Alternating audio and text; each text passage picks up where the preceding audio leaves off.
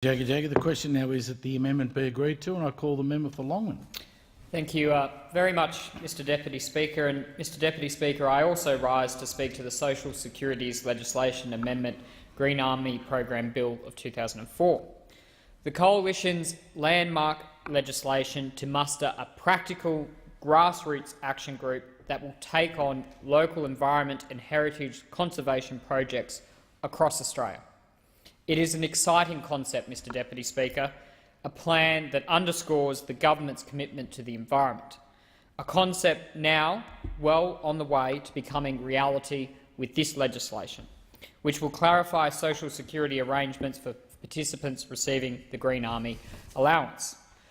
Mr Deputy Speaker, the Green Army will see young Australians aged 17 to 24 gain training and experience in environmental and heritage conservation fields and learn about careers in conservation management. The program will start in July with the rollout of 250 projects and about 2,500 people undertaking on-the-ground environmental activities in the first year. It will grow to become Australia's largest ever environmental workforce with 15,000 participants by 2018. A diverse range of young people are set to be involved, including school leavers, gap year students, graduates and job seekers. Up to 9 eligible participants and at least 1 team supervisor will constitute a Green Army team. There will be 6 monthly placements in what, for many young Australians eager to gain work-like experience, activities and training, will serve as an alternative to income support. Through the amendments to the Social Security Administration Act 1999 that are introduced in this bill, a Green Army allowance will be paid to participants who at the same time will not be allowed to receive a social security benefit or social security pension. Team supervisors will be paid a wage consistent with the Gardening and Landscaping Services Award.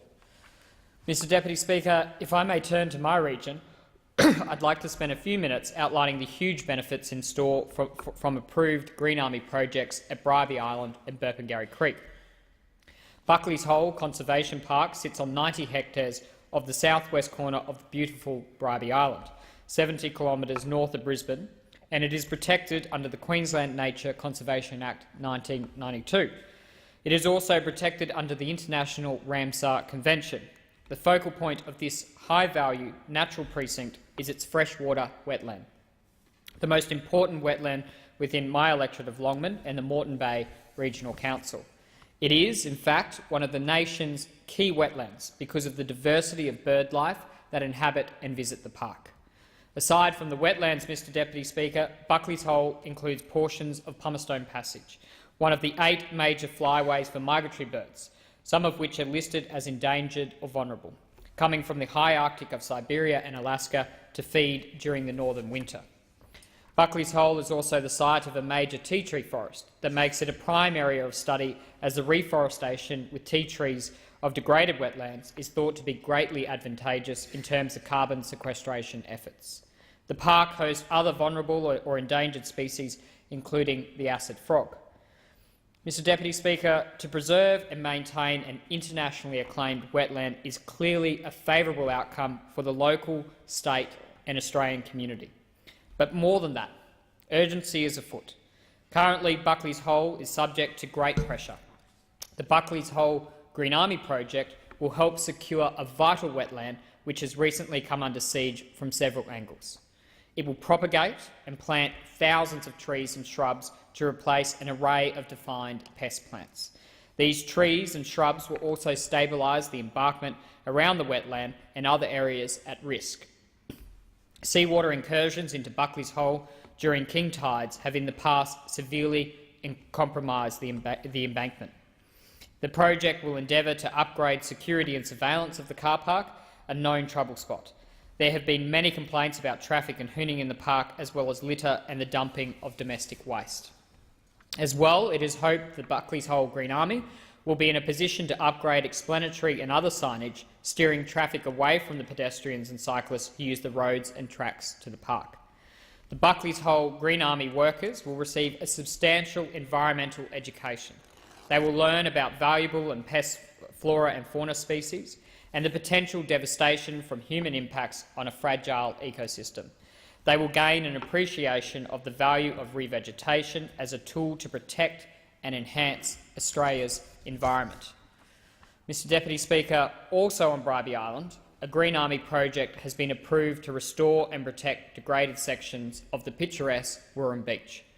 The plan entails removing pest plants, fencing off areas, propagating and planting thousands of trees and shrubs along the foreshore, repairing various beach accesses, upgrading stormwater exits to better protect Moreton Bay, and improving public education on dune protection with signage, field days and education. Mr Deputy Speaker, the planting of trees, shrubs and ground cover along the dunes and foreshore will help the dunes to recover and rebuild. Restoration of the eroded beach will see it fit again for recreational use, while renewal of the fauna habits will benefit native and migratory birds and endangered loggerhead turtles. Erosion has destroyed some loggerhead nesting areas. The work will also reduce the sediment load into Moreton Bay, a major cause of ocean degradation. Mr Deputy Speaker, our remaining Green Army project moves west to another special part of the Longman electorate. Burpengary Creek catchment encompasses 7,960 hectares, 6.5% of the former Caboolture Shire. Two distinctive creeks, Little Burpengary Creek and Burpengary Creek, drain the catchment. The catchment's upper sections start in the Diagula Ranges in the northwest of Longman, and Burpengary Creek runs down into the prime residential area of Morayfield around the township of Burpengary and spills into southern Deception Bay. Unfortunately, Mr Deputy Speaker, Burpengary Creek is in a perilous state, with erosion exacerbated by flooding. Due to the encroachment of urbanisation, only 6% of natural vegetation is left within the footprint of the greater Caboolture area. In the heart of the creek catchment lies a rare, giant 350-year-old fig tree, supporting a mini ecosystem within its branches and demanding protection and preservation. This approved Green Army project involves the removal of lantana and other pest flora from the banks of Burpengary Creek and revegetation of the site with thousands of native trees and shrub plantings propagated at the nursery of the well-known Caboolture Region Environmental Education Centre, or CREEC. Additionally, the project would like to accomplish the building of a boardwalk climbing metres into the tree canopy to give visitors an overview of the creek and divert them from directly impacting and eroding the riverbank. Mr Deputy Speaker, the catchment and adjacent areas reveal an alarming count of threatened species, 46 plants and 60 animals. This Green Army project would help these species recover. The plants under threat would be bolstered by the nursery propagation of their species and subsequent replanting. The vulnerable riverbank fauna would then have more protective cover to rebuild their numbers. As well, other animals and bird life would be attracted back to the region. Rampant weed growth, strangling food cover and nesting trees has resulted in bird species around the creek plummeting from 123 to 45 over recent years. Formerly, there were 127 butterfly species along Burpengary Creek. Now the figure is around 40. Mr Deputy Speaker, Friends of Creek, a not-for-profit organisation of volunteers operating from the Caboolture Region Environmental Education Centre, have told me that from experience, if 10 people work on such a project, they, through family, friends and other contacts, educate and influence another 40 people. Those 40 in turn advance this knowledge through their social and business circles. And it goes on, exponentially. Potentially, thousands of citizens are exposed to the practice of bringing nature and the built environment into some sort of harmony.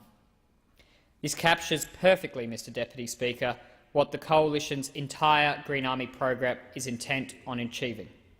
In the next step, the government will shortly be undertaking a tender process for service providers, which will oversee the Green Army initiatives through the nation. Once selected, the service providers will engage with the local Green Army teams to develop and manage activities and report regularly on the progress.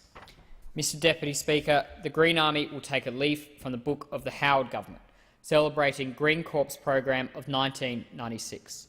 The Green Corps work providing young people participating in environmental and heritage projects with improved career and employment prospects through accredited training and personal development. The Howard government's Green Corps program propagated and planted more than 14 million trees. It erected more than 8,000 kilometres of fencing. It cleared more than 50,000 weeds, and it built or maintained more than 5,000 kilometres of walking tracks or boardwalks. And what did the succeeding Labor government do, Mr Deputy Speaker? Well, as with so many other innovations of the Howard government, Labor ripped the Green Corps program apart, rebadging it in a way that disincentivised participants, disenfranchised local communities and discarded the needs of the environment. By 2012, it was finally terminated. Well, Mr Deputy Speaker, a grown-up government that commits itself to a cleaner environment through clean air, clean land, clean water and heritage protection is back in charge. Mr Deputy Speaker, I would like to take this opportunity to inform the House and to thank the now Minister for the Environment and his Parliamentary Secretary, Senator Birmingham, for visiting the locations of the Green Army that I've outlined tonight. I think the Minister for the Environment first visited our region in 2010 when I was a candidate, and he visited Warren Beach. He visited Creek, where the second program will be unfolding. And in the last term of Parliament, the Environment Minister, or the now Environment Minister, visited several times to the electorate to once again meet with the environment groups that will be directly participating in this program. And then, of course, in the last election campaign, Senator Birmingham, his Parliamentary Secretary, once again visited Creek to meet with the environmental groups involved in the Burpengary project, but also to once again commit the coalition government to delivering these programs. And it is a great tragedy for the local environment in my community that we were not fortunate enough to form government in 2010, because perhaps these environmental programs might have been concluded by now. But it is exciting to be sitting on this side of the chamber post the election so that the new coalition government can go about delivering this scheme, which will have a real and substantial positive impact for the local environment in my community. And, Mr Speaker, the Coalition's Green Army will make a tangible difference to the environment and communities, replenishing and protecting habitat, weeding, planting, cleaning up creeks and rivers and restoring cultural heritage sites. Marshalling 15,000 participants and fostering teamwork, local ownership and community spirit, the Green Army stands to deliver a broad and lasting national legacy. Mr Deputy Speaker, I commend this bill to the House.